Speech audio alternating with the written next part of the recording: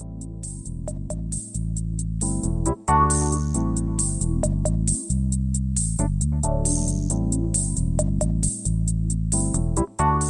listening to the After the Show movie podcast from ascully.com. Your weekly look at movies, video games, and more, brought to you by your hosts, A Scully and Sid Talk.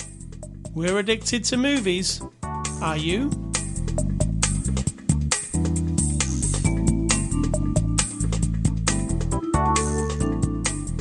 Hello, welcome to After the Show. Hello, Sid Talk. How are you? I'm good. You're very chirpy. Chirpy, yeah. Chirpy. It's Halloween month. It makes me chirpy. Well, no, I've never known you to be particularly Halloween lover, but hey, I'm into it. I like to watch disturbing movies, and that's what Halloween gives me. Charming. You know what I'm saying? You can watch them anytime, but... I can, but it is the best season. It's like watching Rudolph in July. You know we can, but we don't. Yeah, why the hell would we? So what's your before the after the show discussion? Before the after the show was you fixing the microphone because you did a little computer work this week, and inevitably that always leaves one little thing behind in the process. You solved that. I'm looking up train tickets for my mother to go to a city and come back. Fantastic. You know, train is so much cheaper than driving when you're going on like a 4-hour drive or, 4-hour trip.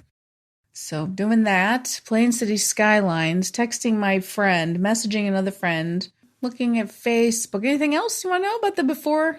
Oh, I didn't ask for your life story. Well, this is all between the movie and now. This is if anyone doesn't know what the before the after the show discussion definition is, it's everything that's happened since we watched the movie. I also did a few brush strokes on a painting that I'm doing. We'll talk about that later. That's it. Okay, I'm putting an end to this. Okay. All right. Okay. Let's move on with the show. This is Saturday, October the 8th. This is After the Show 757. We're a movie review podcast, and every week we look at a new movie. This week we're looking at the movie The Black Phone. It's part of our Halloween October. What are we calling this? What? Our October Halloweeny thing. The After the Shock October something. It's not after anything. No, we're after the show, aren't we? I was trying to... Oh. Yeah. See what I'm saying? No. After the shock No. After the shock Whatever. I think we're just good. We're just good. We'll just call it Halloween. As with the best villains in any really good story, we are mysterious. True. You don't want to lay it all out there. Like the bad guy in this movie. So The Black Phone is a 2022 movie. It's out on Blu-ray now. You can also stream it everywhere. It's rated R. From our friends at Universal, who sent us a copy for review. Sid Talk, you give us a synopsis of the movie, The Black Phone. A very terrible man kidnaps children and does bad things to them. He's kidnapped the wrong one. See, that's a good one. That's good. All right, I'll give you the one off the box. After being abducted by a child killer and locked in a soundproof basement, a 13-year-old boy starts receiving calls on a disconnected phone from the killer's previous victims. That is it. And I know it's called The Black Phone, but I'll be honest with you, I don't feel like the phone is the whole thing of the movie. I feel like if it was the phone that was the whole thing in the movie, the poster would just be a black phone and not a scary man. I mean, I get you. Yeah. There's a phone on there with him, right? No. Oh. No phone. It's like the phone's nothing to do with it. Anyway, The Black Phone, horror movie from Blumhouse Pictures. What did you think, Sid Talk? I enjoyed it. I mean, if you can enjoy things about horrible psycho murder people, but it's got like an old school vibe, which I really like. And it's not just because it's a period piece set in the 70s. It's done in the old style. We've both seen a lot of horror movies. A lot of our horror movie history is born or was born in the 70s when we were children, watching movies that were completely inappropriate. Correct. And there's that certain, I don't know if this is sexist anymore. I don't know. Sometimes I'm confused. If you have to say it, it is. Well, I don't know. It's like balls to the wall sort of attitude. I don't even know what that means. Like, why would you put your balls on a wall? But, Sounds painful and cold. Foot on the pedal, metal to the pedal, whatever. Like, they're going full on with, there's an asshole who's kidnapping and murdering children, and one child now we have to see him escape, right? There's also like a dickhead parent. And then there's the possibility of supernaturalness happening. Not just the possibility, I suppose. And that's it. It sounds very superficial, right? There's a bad guy. There's victims. There's some blood. There's bullies in the school and the kid has to defend himself. There's the dad who's, abusive and a jerk. I mean, it's all very tropey. Yep, it is.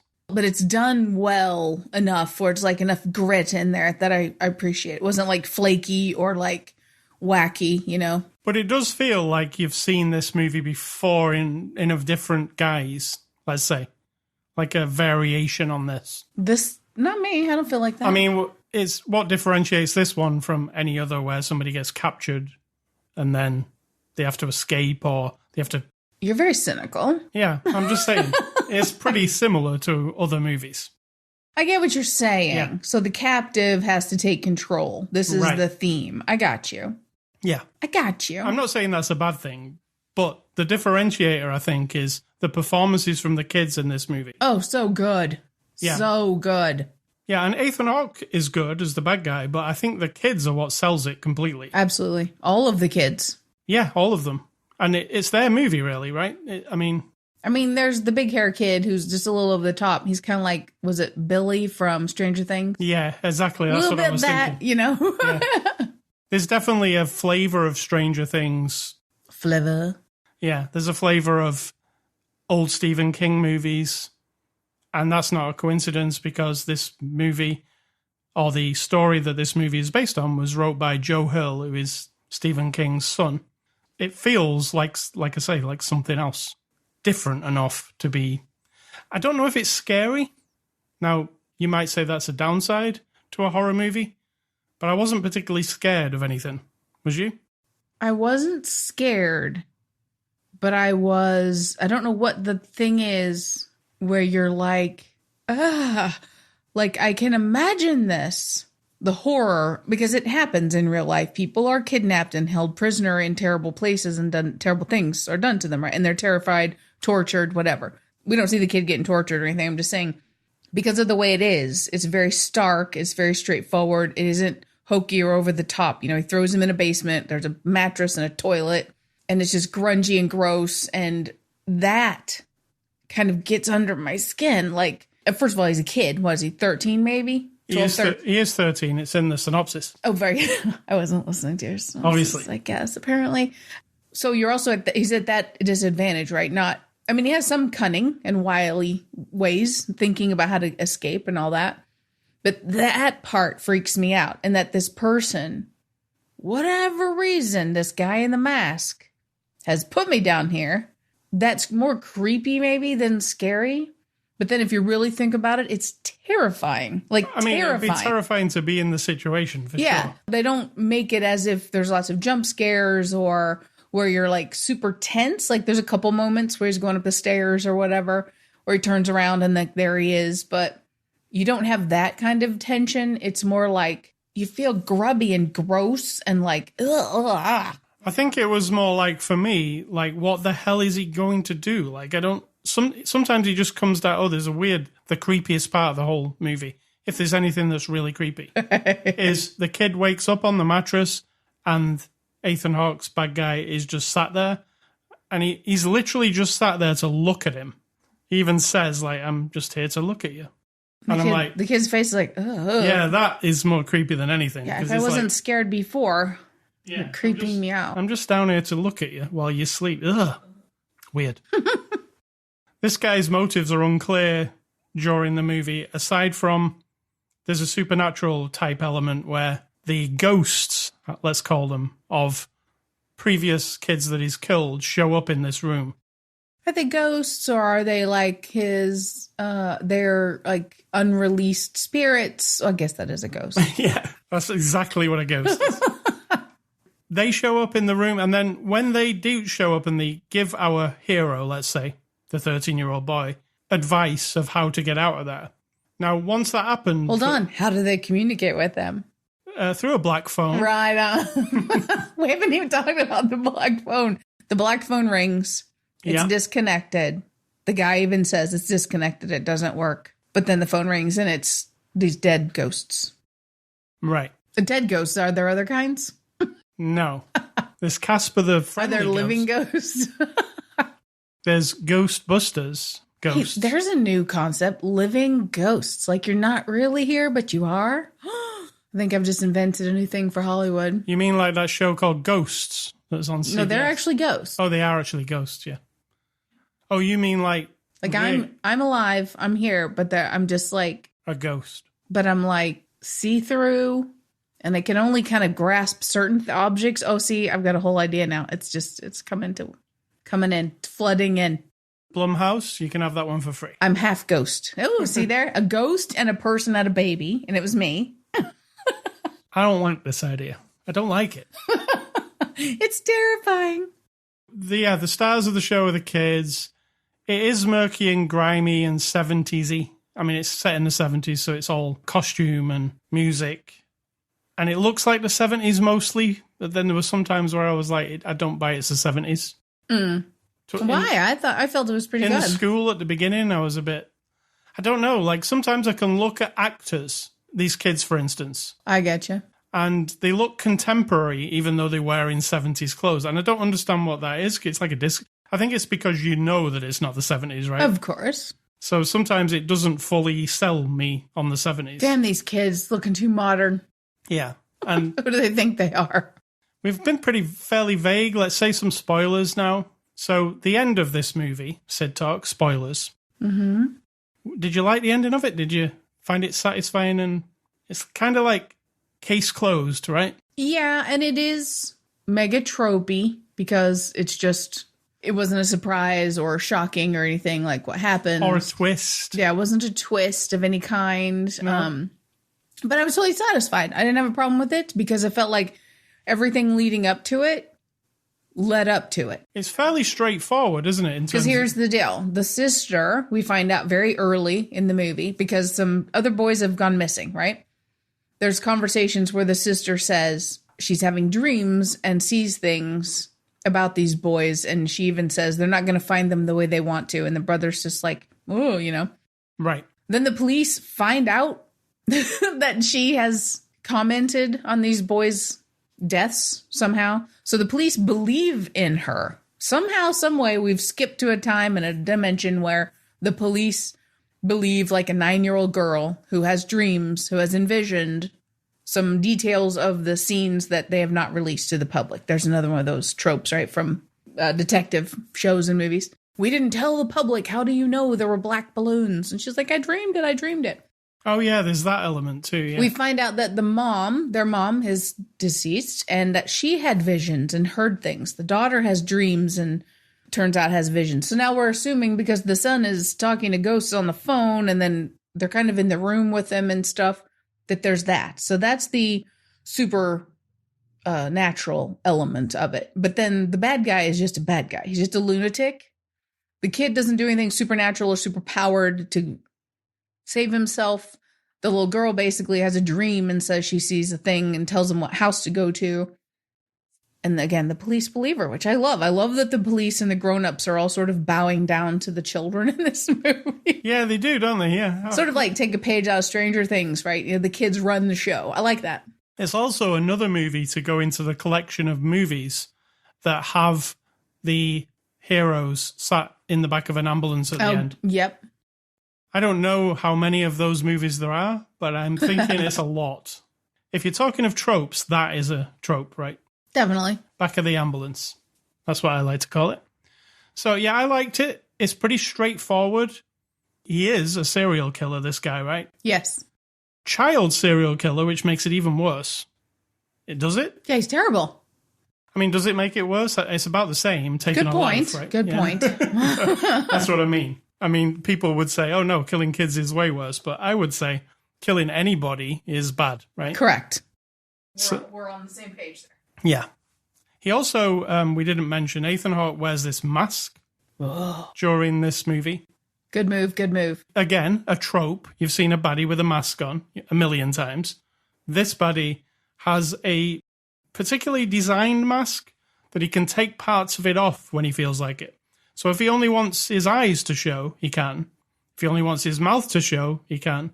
Throughout the movie, he changes it up, and it makes it weirder. Yeah, that is creepy. I love that. I love that it was like, It's like, you can kind of understand the mood he's in when he comes down the stairs, depending on how exposed he is. Exactly, which is really good. Like, he seemed a bit more relaxed when his eyes were showing, and then when he come down with just his mouth... Well, what was the one where, like, nothing was showing? He even had his mouth covered. In the beginning, he was completely covered. Right.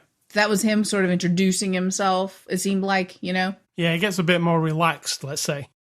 But then when he's in a bad mood, he wears the really sad, creepy fucking face. Yeah. And then, yeah. And then when he's having a nap upstairs, because we see him having a nap in his chair, he's still wearing a mask. He's not, I don't think he's having a nap. I think he's passed out. Yeah, right. I mean, that's a nice way of putting it, I guess. Effective, I think, as a horror movie. Absolutely. It had a good atmosphere, good sound effects and everything, you know, and there wasn't any jump scares that I can think of. Was there? Which I liked. I mean, there's a few little, like, he's right there and you're like, oh, shit. Like, he just appears. Yeah. A violent payoff, let's say, which I actually kind of enjoyed because it was a mixture of things that you've been telegraphed already. Telegraphed, get it? Not that we enjoy the violence necessarily, but you know what? This guy was a terrible human being, and so the only way to thwart him was to dispatch him. Is that the way you say it? Yes. You missed my joke about telegraph. Did I? Yeah. You just missed it completely. Did I miss it? Yeah. Did I? Moving on to the cast, Mason Thames plays Finney. He's the hero, 13-year-old boy. He's not been in anything else, just a short film. What did you think? It was amazing. Yeah, I seriously, absolutely amazing. And I was like, have I seen this kid before somewhere? I was, in my mind, he was in Stranger Things or It or something where kids were in. But no, it's not a kid we've seen before. I thought he was really good. And there's scenes he has to do action. I'm not talking about jumping from rooftop to rooftop, but he's got to do a fight. Yeah. The thing with the bullies in the school at the beginning. Yeah, this is a bit of a hodgepodge of tropes, like you said. Yep. Really. We've also got Madeleine Mcgraw as Gwen. What did you think of her? Excellent. I really liked her. I liked where she come running up to the bullies and she's like, fuck you cocksuckers. Yeah. Well, she also called the police. Something fucking fiddle. Something, I don't remember. I mean, what she's like, what? She's younger than Finn. Yeah, Finn, right? She's tough. But she's got some vile mouth on her. And it's very funny when she swears. I liked it. And she's also, again, there's like a supernatural element with her. I don't think that was 100% needed, do you? It felt kind of sidelined a bit. Well, no, the idea is because the mother had this and then eventually sadly committed suicide because of it. Now the children both have some version of it. Right. The daughter is like, I think she's more confident because of it somehow. Well, it's not explained in any way. No. But she really doesn't take any shit from anybody. Even her dad, when he's whipping her with the belt, she's gnarly at him, just like, screw you, like, go for it, right? She can handle anything, I think, because of whatever's in her. The son is afraid of everything. He has no confidence. And you even said that the entire movie, the whole thing is sort of for him to build his confidence, where he has to get kidnapped by a serial killer and end up dispatching with the serial killer. And then all of a sudden he goes back to school and he has some confidence. So the supernatural thing, if you just did it as kids, wouldn't have the same, where if you take away the supernatural element, you're just left with what is a human-driven story, right? Like, right. There's no way for the kid to know not to fall for the trap. So the phone rings one time. One of the dead boys is on the phone and says, because our kidnappee, Finn, sees that the guy didn't lock the door when he leaves this one time. And up to this point, he'd been friendly with him, but kind of weird, you know. And the phone rings, he answers it, and the dead kid on the phone, the ghost kid, says, don't go up the stairs, it's a trap, right? So if the kid had gone up the stairs, and the kid says, why? Because if you go up, he'll offer to let you go, and when you try to leave, then he punishes you, because now he wants to play this game called Naughty Boy. And once you start playing, he needs to win. And so now that he's told us that on the phone, and we've seen none of it, right? We didn't see that boy get kidnapped and murdered and tortured by this guy. But now we know, right? So you've been able to like exhume that part visually from us, but tell us the story. But there's no other way to tell us, is there? Unless a victim leaves a note behind writing everything out. But the supernatural element is what gives him, the kid tells him how to fight him on the phone. He tells him that he's passed out and the combination to the lock, all that kind of stuff. So I think you need that, you just have to not question it. Now, moving on to the father, played by Jeremy Davis. He plays Terrence. What did you think of Jeremy? I mean, he was fine. He was fine. What a shitty father. A shitty father. I mean, people love to romanticize back in the day when you could beat your child with a belt and teach him all kinds of lessons. I'm 54, almost 55. I do not remember. I was raised in the 70s, born in the 60s. My mom swatted my siblings' butts, I'm sure. They're 10 years and 7 years older than me, right? So they got their butts swatted. I'm sure they got in trouble. Their arms grabbed and pulled like moms do, to get you out of harm's way. Threatened with spanking. I remember none of that. Now I'm the baby, and I'm me. So my mother will tell you, she loves to tell us all about our personalities, that it wouldn't have mattered if you threatened to murder me. I was not going to listen to you. I was not going to do what you told me to do. Right? I had to just suffer my consequences. And she sort of let that happen. So I don't have this romantic idea of when I was a child and someone's beating the crap out of me with a stick or a wooden spoon or a belt or their hand or the principal smacking me on my ass, which we had in my school, actually.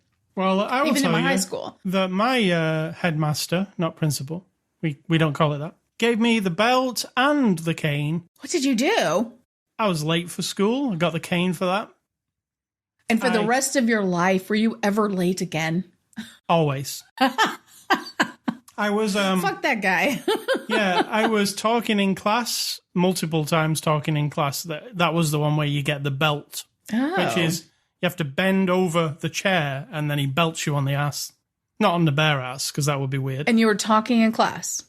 Talking, yeah. And have you talked since then? Always. Oh, it does so much good, doesn't it? It didn't do shit apart from make me think, look at, like, what a dickhead. What a dickhead. And I'm not knocking it. Do whatever you want. They're your children. Like, I have no children. I'm not telling you how to raise yours. But I am a child, and I don't have memories of being afraid of my parents or being afraid to do something or say something or act up or talk back because of the threat of someone smacking me or anything. Not even, like, sitting me down. Like, I have no recollection of that. If they did it and it molded my behavior, the fact that I don't remember it, right? Yeah. Means it was ineffective. And so in this movie, we get this guy who we're supposed to be somewhat sympathetic to. So we have to kind of imagine his wife committed suicide. He's raising 2 children. It's 1978. The potential for him having PTSD from having been in Vietnam, which is not told to us, but every little loud sound makes him freak out a little bit, right? Yeah. So that's what I was making up my own So the backstory. kids tiptoe around him. Yeah, they tiptoe around because every loud sound makes him jump. And so I just went with that theory that he had been in Vietnam or gone in the military of some kind and has PTSD. This also translates to him somehow being a dickhead and whipping his daughter with a belt. Her personality, maybe that's how I was. She was just like, fine, just do it. Like, yeah, I can handle it. But that's the father. He is that trope father from the 70s. Drinking too much, sitting in his chair, falling asleep. The children are taking care of him.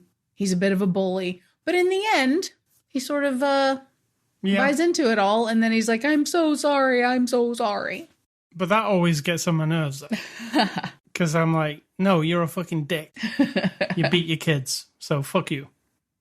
I mean, you don't deserve to have your kids kidnapped and taken away from you. Correct. And finally, Ethan Hawke as the grabber we mentioned. He's good. I think he's really good in it. Yeah. They do say, like, guest star in Ethan Hawke or something on the credits. I was like, what? Maybe he did it for free. Yeah, maybe. I was like, he's the protagonist of the whole... Well, that's a very 1970s television show thing. So, like, if all of a sudden you had a famous person from the 40s or 50s coming into your episodic television show for the week, right, and maybe they are the bad guy... Right. They would put on the credits guest starring. Oh, they used to do that in the X-Files also. Yes. Yes. Directed by Scott Derrickson. He directed the movie Sinister. Do you remember that one? Ethan Hawke was in it, actually. Which one was that? It was like a demon kid type one. Long time ago. 10 years, maybe more. A demon kid? I don't remember. He also directed Doctor Strange and The Day the Earth Stood Still, the one with Keanu Reeves. Remember that one? Yep. So what do you think of Scott's directing in this one? I feel like because it was, from the moment it got going, I was completely immersed. That means the directing is maybe nondescript, like it doesn't jump out at all. It's not stylish. That means stylistic. For this story to just unfold in front of me, the directing was perfect because all I was focused on was what is this guy up to, and not 100% convinced the child is going to escape. So that was always a good thing. I was not focused on camera work, or there's a little bit of extra like 70s lighting and filtering and things like that, but it didn't distract me at all. I was all in it. Yeah, they made it look a bit grainy and grimy or something. Mm-hmm. Yeah, but I thought it was appropriate for what it is. So what are IMDb reviews? Let's get on to those. Well, those are reviews on a website called imdb.com. You like to go find the 1 stars because then you can be like, ew, you wrote a 1-star review, you idiot. But then if you don't like the movie, you agree with them. So it's a funny situation. All right, the first guy says 1 out of 10. I honestly don't know how this movie gets a 7+ average rating. It absolutely sucks. Everybody in the cinema literally hated it. He must have interviewed every person in the cinema at the end. I guess, unless he was the only one. Yeah, maybe. It was not scary, there was no storyline, and the ending was ultra predictable. People who say this is good are either kids or easily scared. Right on.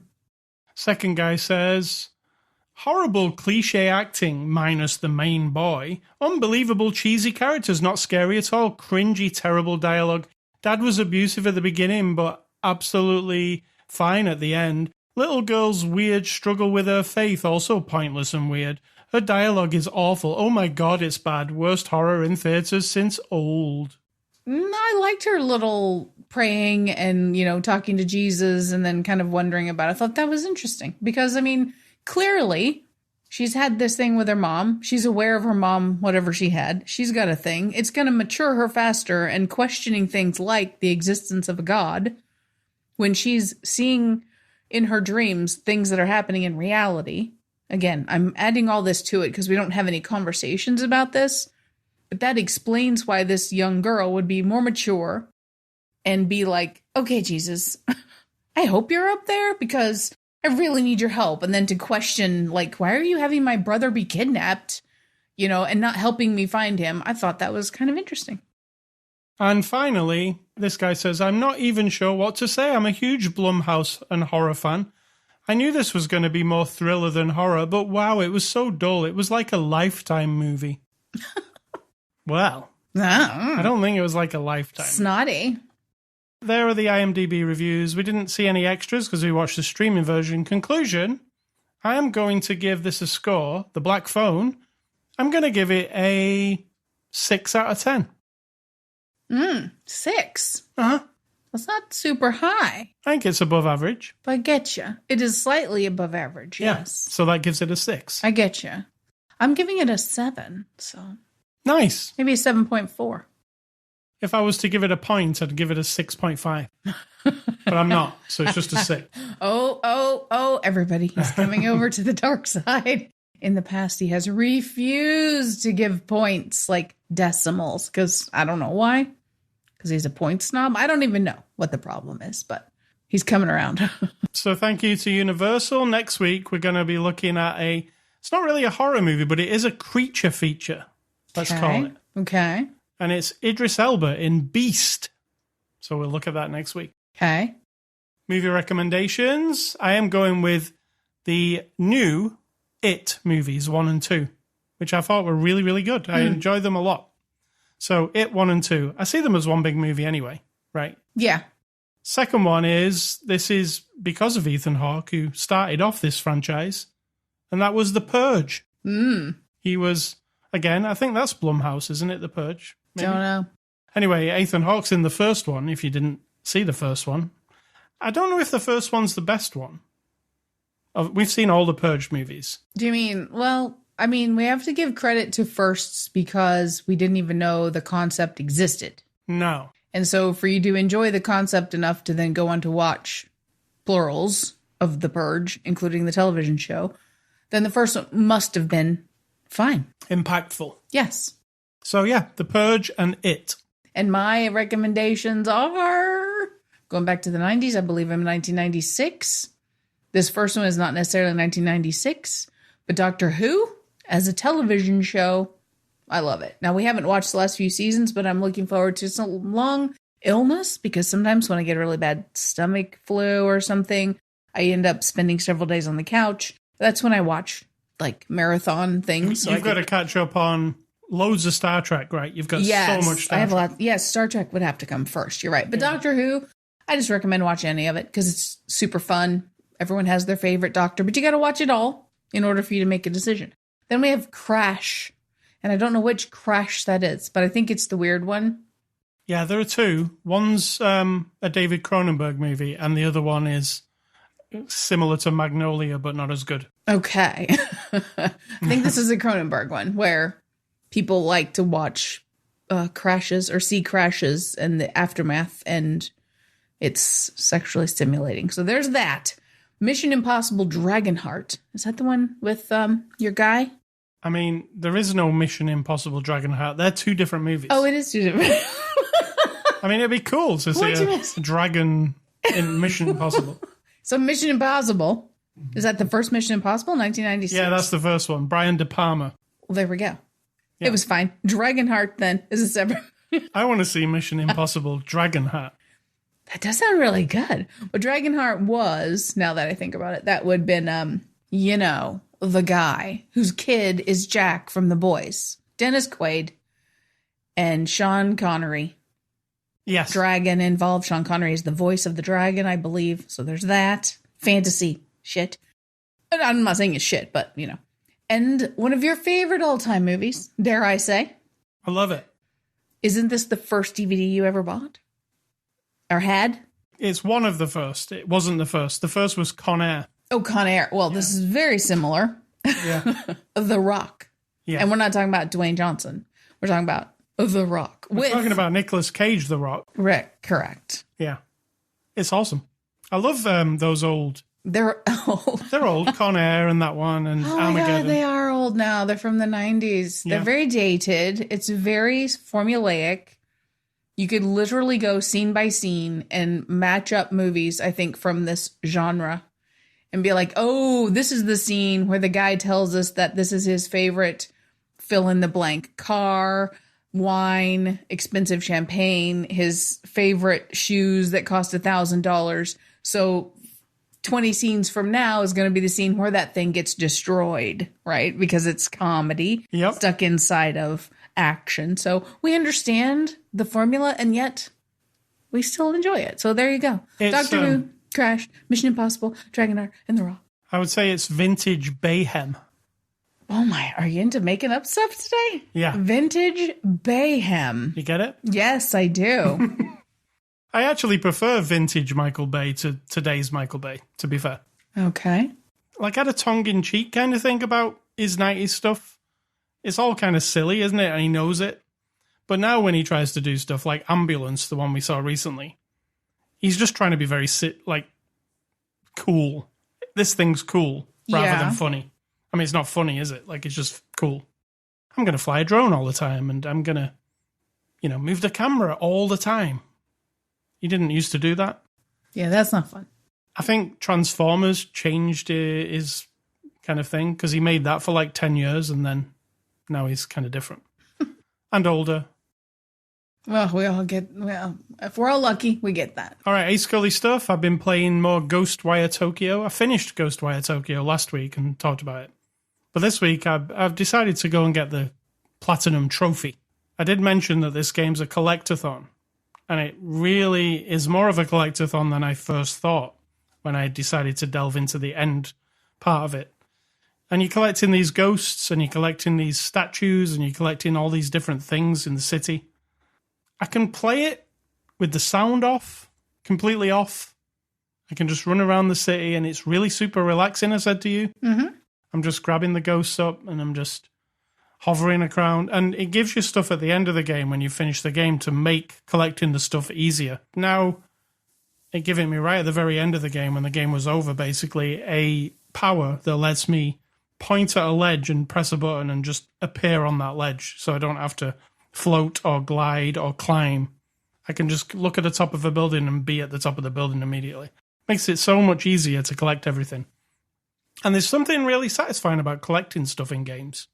Some people hate it, think it's pointless, and just there to pad a game out. Yeah, fuck some people. I don't disagree with it's there to pad a game out, but it's kind of the thing that I like to do, because when you've played the game and like all the combat and everything and it was all stressful, this is just like a fun, chill out, go and collect everything. So that's Ghostwire Tokyo, and played it on the PS5. And that's that. Sidtor, what's for dinner? Mod pizza will be the plan. We're not sponsored. We just want pizza, and mod pizza has turned out to be quite delicious. It's modern pizza. I mean, we also have corn, chickeny things, and some fries. We'll have those tomorrow. Okay. So it's mod pizza then. Yeah. And my advice, I'm stealing from a huge corporation. So if everyone could just keep this quiet. I'm sure they invented this combination of words. That's fine. But just do it. Oh, you mean Nike's? Yes. It's old, I know. It's way old. So maybe they forgot about it. But just do it. I mean, unless it's something, don't be like, oh, I'm going to go jump out of a plane today without any training or any of that. Like, I just am referring to, like, in my life, I've always been intimidated by painting. This is referring back to the original conversation about the painting. I've always been intimidated. I've made a few paintings. I'm happy with those. I love them. The way I do it is just the way I do it. I have no lessons really. I went to college and I had art classes and all that, but I'm a shitty student, so I didn't really learn anything. I didn't learn about color theory or how to do the brush strokes or any of that shit. I've drawn my whole life, so I'm good at drawing things. I could draw a picture of you. I could draw a picture of anything, most likely, right? Painting, though, it's been like that thing that's just right over there. I look at paintings. I'm in awe of the skill, of the talent, of the everything. So I decided, after my friend recently asked me to make a painting for her living room, and I did. It was totally like abstracty and weird. There was no method or technique or anything involved, right? It was just sort of like, ta-da, there it is. Then I decided I would really like to paint like a sunset with convincing water. Okay, so what do you do, right? I have no fucking clue. No idea. I can draw it. Black and white, there it is. I can even do it probably with colored pencils.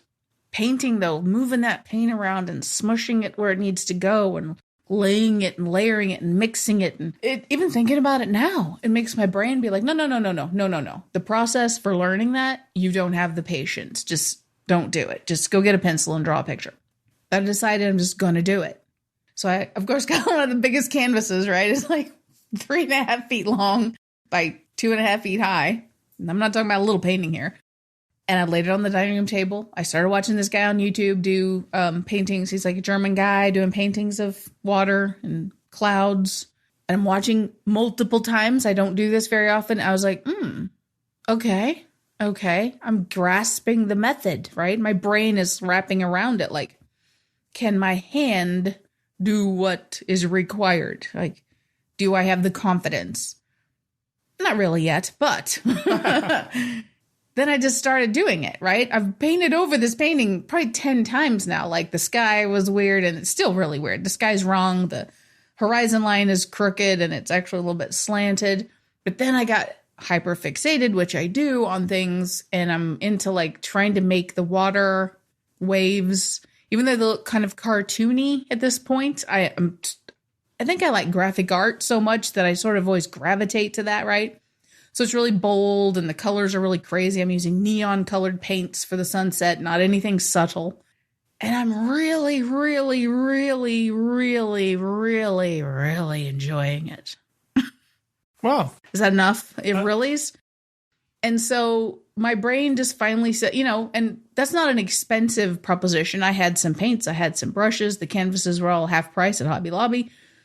one day and I was like, okay, so a $30 canvas. I bought like maybe $20 worth of brushes and maybe probably $20 more worth of paint because I didn't have big tubes of white and black. But other things you might be interested in might be super expensive. I get that. But me learning all I had to do was watch those videos to all of a sudden feel like someone gave me a shot, like an injection of like, hold on, I can do that.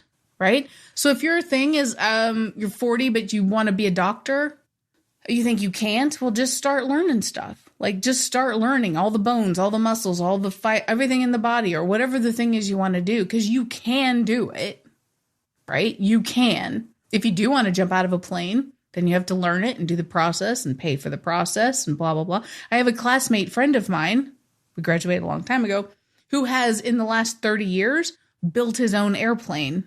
Piece by piece, literally one piece. Is it made out of Lego? It's not, no, because he flies it, and his son now can fly it. So, that's one of those things. That's a big deal. That's a big, expensive deal, right? Mine's more, But I've done the same thing with photography. You do the thing with computers, like a thing you might not have thought you could do before, but you really just want to solve that problem yourself. Yeah. Fix the garage door on your own by watching videos and watching people do it. I did, and it still works. Yes, and we've done things to our car. I just think that the fear of failure, the intimidation of people looking at what you're doing, especially if it's creative or you announce it to the world like, hey, yeah, I know I'm 40, but I want to become a doctor or I want to become a lawyer or I want to own a business or I want to become a chef, and people will be like, at your age, you can't do that, right? It's very discouraging when you approach a big thing that you would be interested in learning and doing, but, just do it. All right. Thank you, Sid Talk. It was a long one, but it paid off in the end. ascully.com is the site that you can go to get this podcast. We're on Twitter, Facebook, Instagram. You can go to anchor.fm/after the show, iTunes, Spotify, Amazon Music, even YouTube, where we have a channel with this podcast on it every week.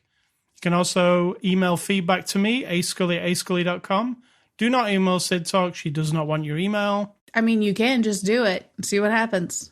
See how I brought it around there? Stay classy, Mr. Ethan Hawke. I guess we won't be seeing him again as the, whatever this guy is, the grabber. No. But stay classy anyway. Will not. I like Ethan Hawke. He's all right. And I'm going to say, think for yourself, because if you don't do it, somebody's probably already doing it for you.